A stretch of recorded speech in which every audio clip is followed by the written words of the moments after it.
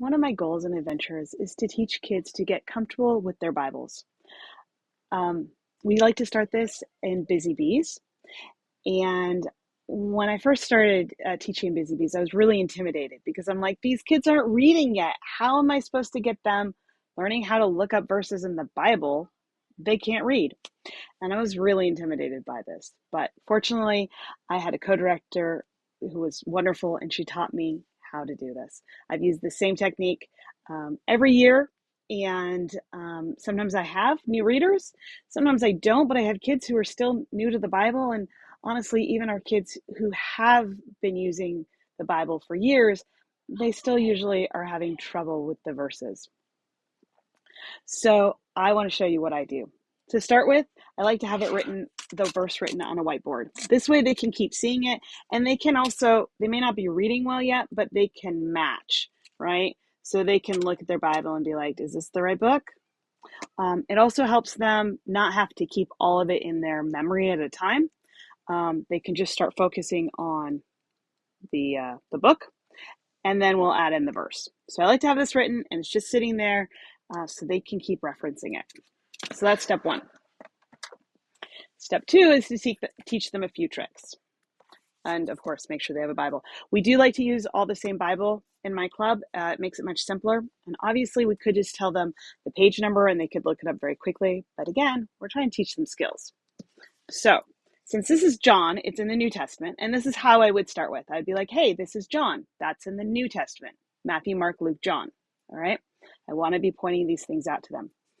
A trick I learned a few years ago that it still feels like magic to me is that if you take your Bible and you hold it up like this, and you go to about halfway, I didn't quite get it this time, about halfway, you'll end up usually in Psalms. You might end up in Proverbs, but you're going to end up pretty close to Psalms. All right.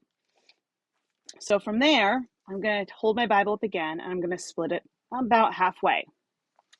It sometimes works well.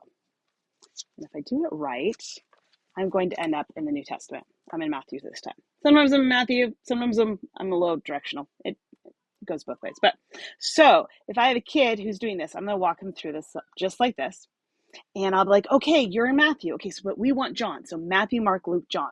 So these are kind of bigger books. So we're going to take some bigger clumps of paper gently. The papers are fragile. Matthew, Mark, good. Keep going.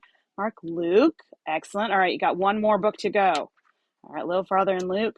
There's John. Excellent. And then I'm going to point out, see these numbers up here?